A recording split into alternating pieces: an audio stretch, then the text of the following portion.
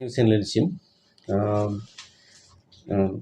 इउबिपिनि आफादगिरि मनरन्जन बसुमतारी बिथाङा जाखिनि आंनि सायाव मोनसे बाथ्रा बुंदों बे नंखाय बाथ्रा जे बर' कछारी वेलफेयार अट'नमास काउन्सिला गाम्बारुनि थाखायनो जेबो डेभेलप जायाखै जौगाथाय जायाखै बे नंखाय बाथ्रा बिथांमोनहा आंखौ गाज्रि मानसि होननानैनो काउन्सिलनि चेयारमेन पस्टनिफ्राय आंखौ बोख्लायदों दिनै बोसोरसे जाबाय बोसोरसे जानायावबो जेबो बिथांमोना खामानि मावनो हायाखै बे बिथांमोननि बाथ्रा दा बे बेलायाव रायजो राजाफोरनि गेजेराव माखासे रं मेसेज एबा नंखाय बाथ्रा बुंनानै रायजो राजाफोरनि गोसोखौ गुलाय गुजाय खालामनाया बे थिग नङा मनरन्जन बसुमतारी बिथाङा सासे इउनाइटेड बड' पिपल्स अर्गेनाइजेशननि आफाद नन पलिटिकल डेम'क्रेटिक अर्गेनाइजेशननि नोंथाङा जाखिनि बुंदों बे पलिटिकल डायलग नोंथाङा बेबायदि बुंनो नाङा पलिटिकल डायलगखौ नंखाय खोथाखौ रायजो राजाफोरनि सिगाङाव बुंनाया थिग नङा आरो जिहेतु बुंदों हाग्रामानि मुसुखा सावनायाव गिबियाव मनरन्जन बसुमतारी बिथाङा इउबिपिनि आफादगिरिया जा बाथ्रा बुंदों जे 2019 हाग्रामा महिलारिनि मुसुखाखौ सावनायनि दायखौ आंखौ बुंदों बे नंखाय बाथ्राया जाहैबाय मा बे समाव आफादगिरि महरै इउबिपिनि आफादगिरि महरै मिहिनेश्वर बसुमतारी दं गाहाय नेहाथारि महरै अनिल बसुमतारी दङ बै समाव आं जेनेरेल सेक्रेटारिमोन 2016 आंखौ जेनेरेल सेक्रेटारिनिफ्राय बोख्लायनानै भिपिआव लांदों आंनि खामानिखौ दिफां खालामना दोनदों आरो आंखौ बोख्लायनानै जेबो खामानि मावनो हायै बायदि बिथांमोना आंखौ दोनदों बाहेरायाव दोनदों माखासे इन्टारनेल खोथाफोरखौ रायलायनायाव बिथांमोना आंखौ बाहागो होआमोन सिरि बिथांमोना रायलायोमोन बे दुखुनांथाव बाथ्रा हाग्रामा महिलारि बिथांनि मुसुखाखौ सावनायनि बेलायाव आं खोनानै जोबोद दुखु मोनदों आं बाधा होबाय थादोंमोन बर' लिडारफोरनि सायाव बिदि खालामनाय थिग नङा बिदि होननानै गुबैयानो जाहैबाय बे मुसुखा सावनायनि गिबि मानसिया मिहिनेश्वर बसुमतारी अनिल बसुमतारी आरो गासैबो जिल्लानि आफादगिरि नोंथांमोना मनरन्जन बसुमतारीया धेमाजि जिल्लानि आफादगिरिमोन खौसेथि बर' सुबुं आफादनि बे बेलायाव नोंथांमोनानो बे हाग्रामा महिलारिनि मुसुखाखौ सावदों बाहाय आं सावाखै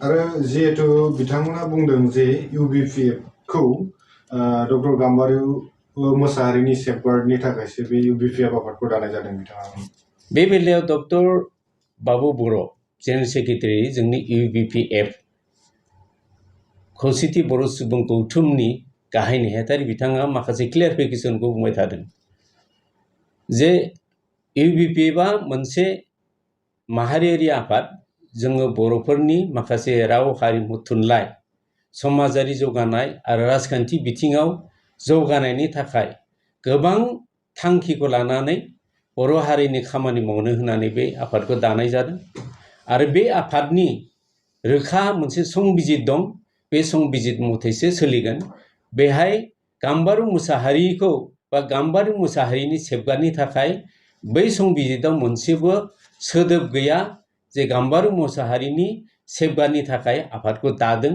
बेबायदि बाथ्रा गैया बेनिखायनो आं बेखौ डाइरेक्ट बिथांनि बे बाथ्राखौ आङो काउन्टार होयो जे खौसेथि बर' सुबुं गौथुमखौ जों बर' हारिनि जाथि मोनसे आफाद बे आफादानो जोंनि जाथिनि गांनाय उखैनाय माखासे बर'फोरनि राव हारिमु थुनलाइ बे हाबाफारिखौ मावनो थाखाय जोनोम जादों आरो बे थाबाय थागोन गाम्बारु मुसाहारि गैयाब्लाबो बाबु बर' गैयाब्लाबो आरो सोरबा गैयाब्लाबो बे आफादा थांनानै थाबाय थागोन बे सैथो आरो बे सोलिबाय थागोन जिहेतु आरो बिथांमोना बुंबावदों नोंथाङा काउन्सिलाव थानानै जे काउन्सिलखौ केस होयो बेनि सायाव मा फोरमायगोन बेखौ आं रोखा बुंनो सानदों बिथांमोना गोबां मेल मिटिङाव आंखौ बुंबाय थादों अजद होबाय थादों बर' कछारी वेलफेयार अट'नमास काउन्सिलनि आं सासे चेयारमेनमोन दा बिथांमोनहा आंनि सायाव जेबो नायबिजिरालासिनो आंजों सावरायालासिनो आरो आफादफ्राव जेबो सावरायालासिनो बिथांमोना आंनि पस्टखौ डिग्रेड खालामदों। बे आंनि पस्टखौ डिग्रेड खालामनाय बेलायाव आंखौ मा जाहोननि थाखाय आंनि पस्टनिफ्राय आंखौ मानो डिग्रेड खालामखो आं बिनि बिसार मोननो थाखाय आङो हाइकर्टआव आङो आपिल खालामदों। बे आपिल खालामनाय मथेसो आङो दासिम सोलिगासिनो दङ। आङो दासिमबो काउन्सिलखौ बर' कछारी वेलफेयार अट'नमास काउन्सिलखौ केस होआखै। मानोना होनबा केस होयोबा बे मोनसे बाथ्रा काउन्सिला दिफां जागौमोन, खामानि मावनो हाया जागौमोन। दिनै रोखा नोंथांमोना आंखौ बोख्लायनायाव बोसोरसे जाबाय, बोसोरसे आगान सुरबाय। 2023 नि 1 जानुवारिनिफ्राय आंखौ बोख्लायदों आरो दिनै 10 दान सोलिगासिनो दं।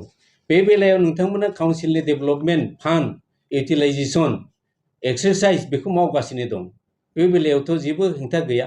आं जुदि केस होयोमोनब्ला नोंथांमोननि बे फान्डफ्रा बन्द जागौमोन, स्टप खालामगौमोन स्टेट गभर्नमेन्टआ। दा बे बेलायावथ' रोखा। बे बेलायाव नोंथांमोना रायजो राजाफोरनि सिगाङाव माखासे गुलाय गुजाय आरो नंखाय खोथाखौ बुंनानै आरो पलिटिकेल डायलगखौ होनाया थिग नङा। मनरन्जन बसुमतारिया नोंथाङा सांग्रां जानांगौ। सासे डेम'क्रेटिक अर्गेनाइजेसननि सासे लिडार, नोंथाङा जुदि बेखौ मोजां साननानै गावनि गोसो मथे जानला मानला बुंलाबाय थायोबा बे थिग नङा। पलिटिकेल डायलगखौ नोंथाङा बुंनाङा। सासे अर्गेनाइजेसननि लिडार हिसाबै सैथो आरो सिदा लामाखौ, थोंजों लामाखौ बुं। आं बेखौ नोंथांखौ बुंनाय जादों। जिहेतु आरो मोनसे खोथाखौ बिथांमोना बुंदों मिसिंनियाबो हायो होनना बुंदों। बे नंखाय बाथ्रा। बे बेलायाव काउन्सिलनि एक्टआव मोनसे रोखा दं। बर' कछारी वेलफेयार अट'नमास काउन्सिलनि दाजानाय जा एक्ट, बे एक्टआव मोनसे क्लियार दङ। बाहाय चेप्टार 1 नि 3 नाम्बाराव दं। बाहाय